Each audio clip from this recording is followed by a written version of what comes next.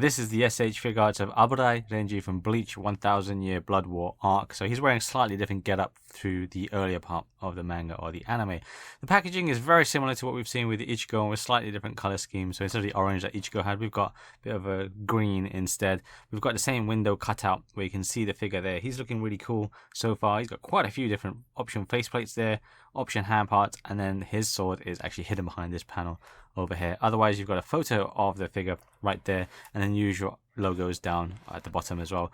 On the side, this is what it looks like, which I think looks pretty good. So if you are going to just have these kind of lined up on your shelf, this will look pretty cool. It's a pretty cool pose there. Nothing super kind of serious or like special, but it looks good.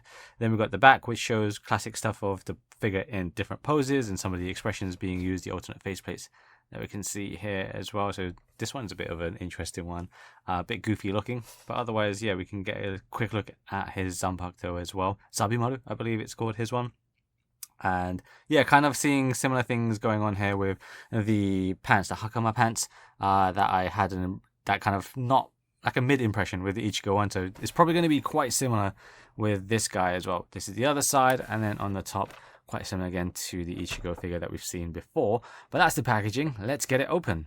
Just like with Ichigo, if you need to see the instructions, it is on the side panel. So this is Abarai Renji out of the box. Now, he doesn't come with a huge amount of stuff, but he does come with plenty of option face parts, which I think look very good. And we'll talk about that in just a moment. Now, I'll talk about the option parts before we get into the figure. If you want to see the figure, skip ahead into this video.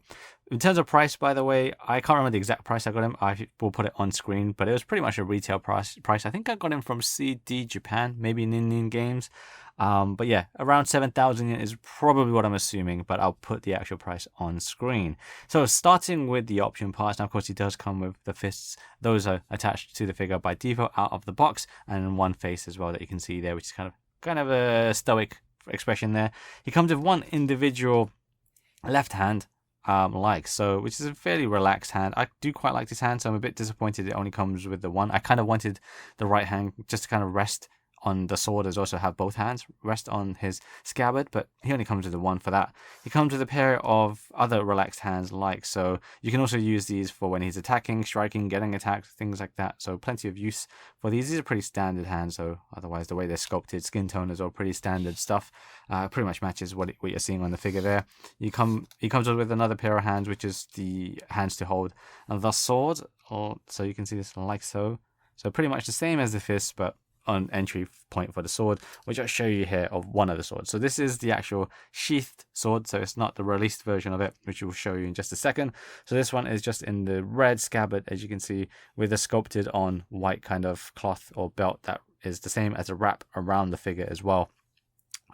Nothing too special to talk about really for this. You can see the slight curvature on there as well, and then you've got the handle portion here, which isn't too bad. It looks pretty good. I would still say Ichigo's one looks better, but maybe just a color scheme difference. It's a pretty standard sword. You got the peg hole there in order to insert it onto the sash. You can see on the figure there as well, which we'll talk about in just a second. So otherwise pretty standard. You can remove the bit up to the guard like so, and you should remove that once you've got the released Zanpakuto equipped. But just to kind of equip it, you can just do this. I'm going to grab it from his right hand, that's right, and then just feed it in. It's pretty straightforward. To me, it was much simpler for him than it was for Ichigo's one, but otherwise it functions pretty much the same way as most sword-based character figures do. So yeah, limited in the hand parts, but those are his hands. Then we'll talk about, it's a bit blurry, my bad. Then we'll talk about his faces. As I mentioned, he's got the kind of stoic expression already attached. I'm not sure how much people are familiar with this character, and really my familiarity kind of ended before the 1000 Blood Year War arc, but he looks pretty familiar. The sash has changed, his headband has changed a little bit, but otherwise his expression was kind of semi-gangster, I guess, but it's pretty cool. So let's start with this face here. So I really like all the faces that this guy actually comes with. I think they are pretty good, and generally speaking, better than Ichigo's ones overall. Ichigo's weren't bad, but I did have an issue with the way they sat on the actual figure. So here's the first alternate face. You can see there he's got that wry smirk there, or that smile, where his teeth are slightly exposed, and I love it. His eyes, he's got extremely beady eyes, plus the unique eyebrows that he's got, and then the tattoo markings in black that you can see as well, plus the wrinkles as well. So really good face sculpt for that one. That's one of my favorite ones for sure, this one, just because it adds a little bit of character to this guy without compared to, say, this one, right? Then we've got this one here, which is one that a little bit of maybe he's a bit shook. So pretty good there. The eyes are slightly wider than what we've seen before, and then the mouth frown or shape is turned upside down a bit. So pretty good one there as well. Oh, and you've also got the lines on the underside of the edges of the eyes, which is cool as well. Then we've got, of course, a classic yelling face. Very good sculpt overall. The inside of the mouth is quite clean as well. Nice pigmentations, or the expression of pigmentation, the colors really good on that face as well. Eyes looking just as good as the other faces. That's a really good one actually to use for many purposes. And then he comes with, I guess this could be used in a comical way, as well as being attacked, and a couple of other variations or instances. So a good face, I would say, to include. One that I wouldn't have missed if it wasn't included, but they've included it, so that's all fine with me. And again, it looks just as good as the other faces in terms of the way the detail and sculpt is. You can see closely as well, if we can get that in, the little sweat marks down his cheeks as well. Those are pretty cool. That looks nice as well. So pretty good face sculpt overall. So alternate heads, no real complaints with them so far, and they all look pretty good. Final point then is going to be his released Zanpakuto, the Zabimaru. I believe I really need to look this up because I'm so out of date and behind with the Bleach stuff. I kind of tapped out, as I mentioned. So Zanpakuto Zabimaru is his released form. So most of the Bleach characters have a released form, and this is his version of it, or at least the first version. Sadly, though, this one doesn't extend. That would have been so sick if they did manage to find a way to do that. But I'm sure someone out there who dabbles in customs can probably make one, or has made one. But this still looks pretty good. And fortunately, it doesn't have that silly flexible material that the Ichigo one has. So this is actually solid plastic. So the negative being that, if it cracks or snaps, you're basically screwed and you have to glue it. But it doesn't have that flaccid feel that Ichigo's one had, which I was really disappointed with Ichigo's, which looked good, it just felt terrible. But so, yeah, that's a good thing for his sword. The handle is going to be the same as what we saw before here, just kind of feed it in. It's slightly bigger, actually, but it does fit into the hand, so that's all good. I didn't realize it was actually slightly bigger. But yeah, it's going to be pretty basic handle otherwise. Nothing too fancy going on there. You can't take the handle off, I don't believe. I've tried it before. Try it again. Doesn't come off. You've got the... I dropped it. Let me grab that. Renji's sword has the kind of scaling or segmentation parts of it. So each bit is actually supposed to detach from each other with a long kind of string, I guess, for lack of a better term. For those of you that don't know about Bleach. But this doesn't detach, as I mentioned. But you've got the detail of each segment happening as well down the central point of the sword, and then even down the edges as well. Plus you've got these little teeth coming down, which looks really good, and those get longer, especially at the very end. So he's got a very unique Zanpakuto for sure. The weight of his sword is not too bad, depending on your figure. If the shoulder joint is a little bit loose, it can happen. I'm not saying it definitely is the case, but if that does happen, then yeah, it is going to add some sort of weight to it. So you're going to have to counteract that some way. But otherwise, not the heaviest sword I've seen, but definitely a much better kind of material than what we saw with Ichigo's one.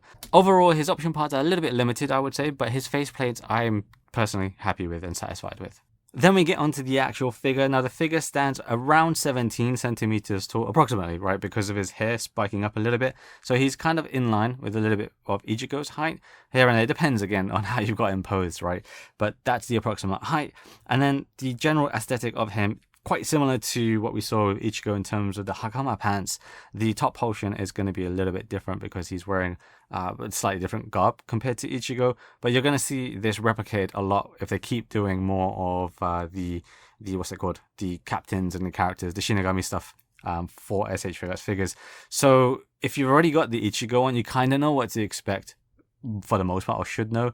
But we'll still talk about it anyway. Now, generally speaking, I wouldn't say it looks terrible, but I'm not super still sold on just the way it looks, because for me, I don't think there's any real way to make this look fantastic without going into fabric material over this kind of hard plastic.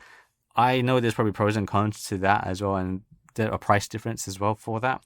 But just generally speaking, starting with the pants, that's the bit that sticks out the most and the worst for me, not just for Renji, but same thing with Ichigo as well. So I'm not super sold on them, but I understand it's pretty much the way it's going to have to be. But the top half looks pretty good, and then his hair and his head sculpt are definitely the best parts of this figure. I don't think there's really anything to really critique on that so much as a little bit of paint bleed on my band. You can kind of see there, but not the end of the world. That happens. I'm not too kind of concerned about that. His face, this is the regular one, looks very good as well. His hair is nicely sculpted. You've got the strands coming over, and then you've got the ponytail bit. I really like his head and the hair, face, all of that I think looks really solid, including, of course, his band. He does have receding hairline, so you can see the extremities right there as well.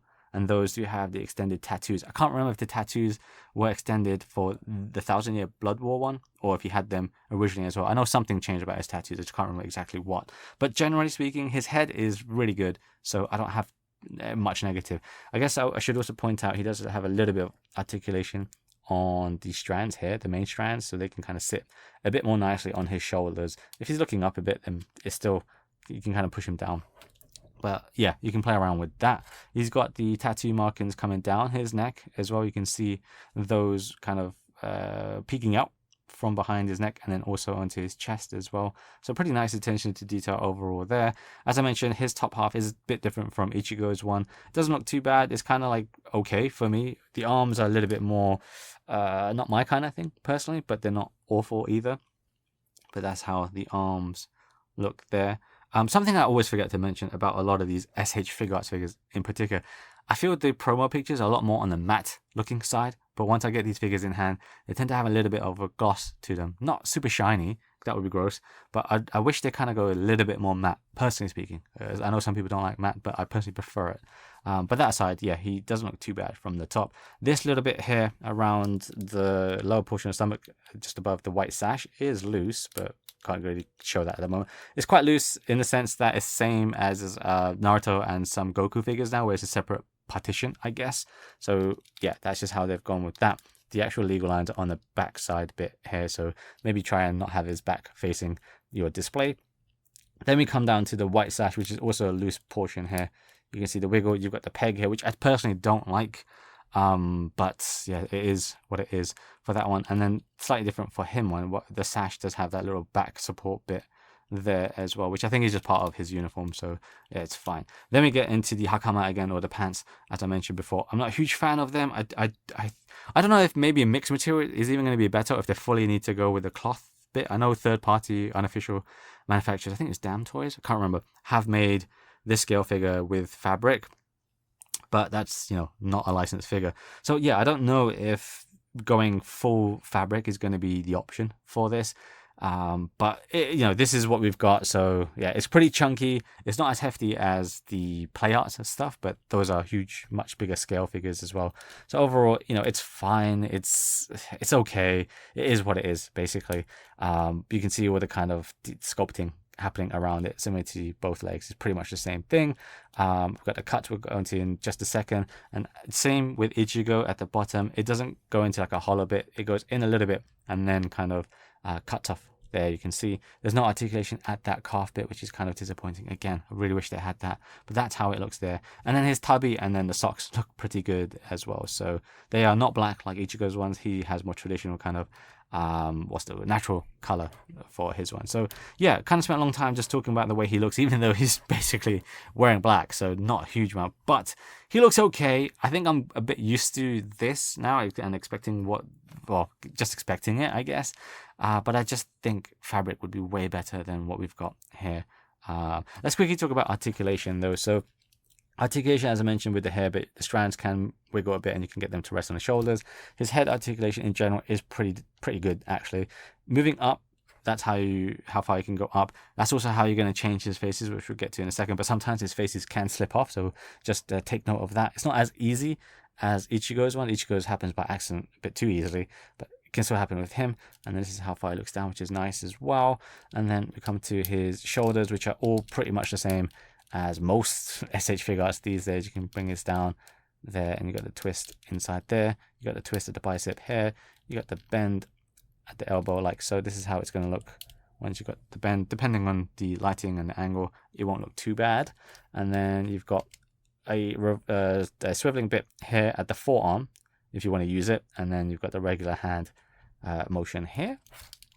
So his arms are pretty good. Leaning is actually decent as well, so top leaning.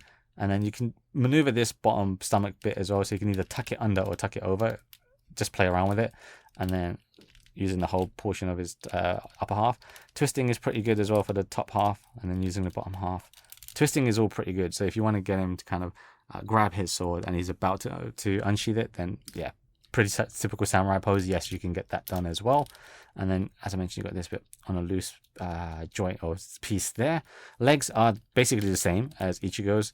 I will say though, I haven't got his sword equipped right here, but if you do have it equipped, you'll get slightly restricted articulation, ever so slightly. You can kind of just move the sword because it's on a ball peg, but otherwise, yeah, the legs pretty much the same as what we saw with Ichigo. Twist over here, the knee bend like so there. It's okay, I guess. And then we come down to the ankle, which is all standard stuff here, and then the toe there. As also said with Ichigo one though, because of the flare on the hakama, when you want to get his feet kind of posed up, let's say you've got the rest posed up, then doing that can be awkward because you have to kind of like poke in underneath like his pants. And yeah, so posing wise, yeah, he's actually not too bad. He's okay. I mean, some things might look a little bit ugly compared to others because of the bulkiness of his pants, but you know, if we was assuming that he's going to charge us, actually I'm going to get the sheath right now. So this is what I mean. If I want to kind of get him standing, I have to poke around at his feet. So I'm going to grab this, just peg this on like so. This is pretty standard. There you go. And you can move it slightly if you want to get some more clearance. You can do that. And then we'll change to...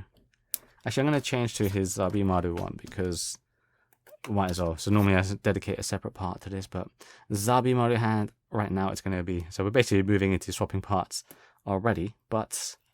When I say already, but without introduction, I mean. But we're going to add that in. So it's not a huge lot to play with. And you're basically going to either use this or empty, right?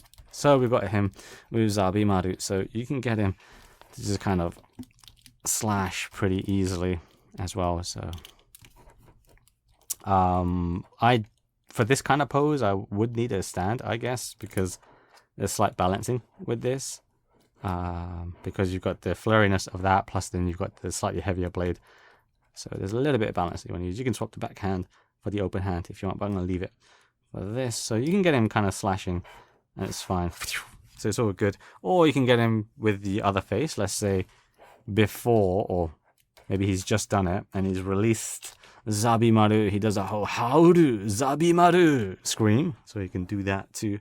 So swapping his faces is actually pretty easy, so nothing really to complain about there. But that's really it. He's really such a simple character to play around with and pose, but you might not like the way it looks because of his bulky pants.